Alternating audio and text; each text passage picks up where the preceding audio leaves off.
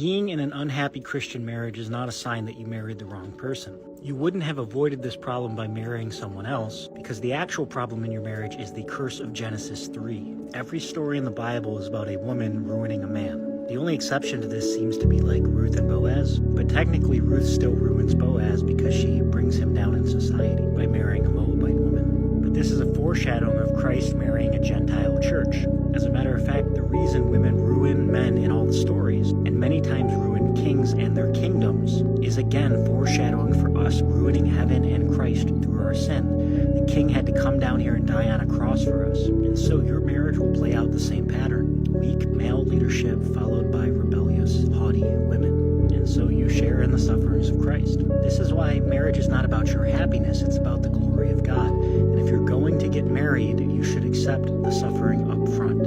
A wedding is a funeral. Think about it. If you take two animals and you bring them to an altar in the Old Testament before a priest, what's about to happen? Everyone knows it's going to be a sacrifice. One animal is going to be slaughtered and one's going to be sent out into the wilderness.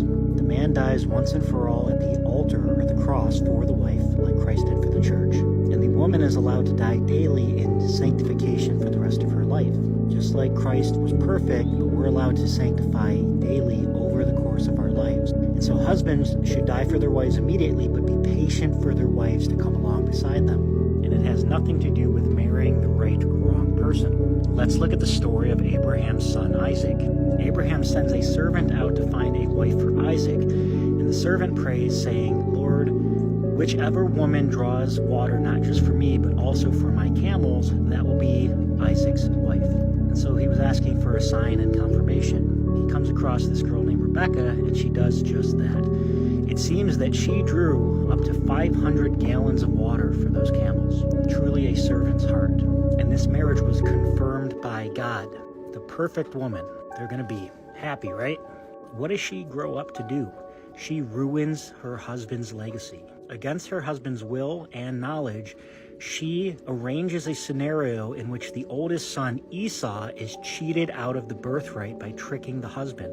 This is the same woman who drew the water for the camels. For some reason, we detach these stories. We don't think of Isaac as Abraham's son. We don't think of Jacob and Esau as Isaac's son, as in the same Isaac who was almost sacrificed by Abraham. We don't think of Joseph as in the coat of many colors as Jacob's son either. Because when we see Jacob in that story, he's just a kind old man that misses his son. But this is the same jerk who tricked his father and went into bond servitude to Laban. When we say the God of Jacob, Isaac, and Abraham, we're talking about the God of a son, father, and grandfather.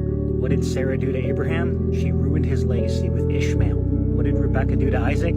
She ruined his legacy with Esau and Jacob. What did Leah and Rachel do to Jacob? They ruined his legacy. Every story in the Bible is about this. And so even if you find your camel girl, literally the girl that God told to water the camels as a sign that you should marry her, you're not going to be happy in that marriage. She's still going to destroy you in the end. You guys need to give up this idea that marriage has anything to do with happiness. It's the glory of God. Your marriage should mirror the church and Christ.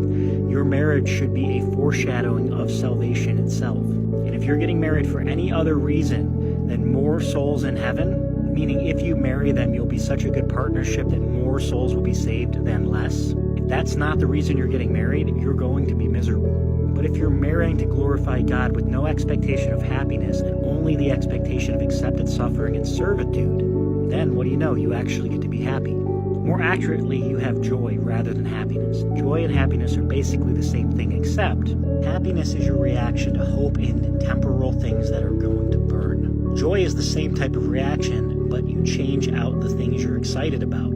It's hope in eternal things. So happiness and joy are the same things, it's just that they're based on different things. Happiness, again, is based on things of this world that are passing away. Joy is based on eternal things that are coming into play. The reason people prefer happiness over joy is because they don't like delayed gratification. If they pick happiness in things in this world, they can have it right now. To have joy, you have to surrender happiness. You have to surrender your love of things in this life and put your focus entirely on the promises of God and the things that are eternal. If your marriage is based on happiness in this life, you're going to be miserable. If it's based on joy in eternity, yeah, that might work out a little bit better for you.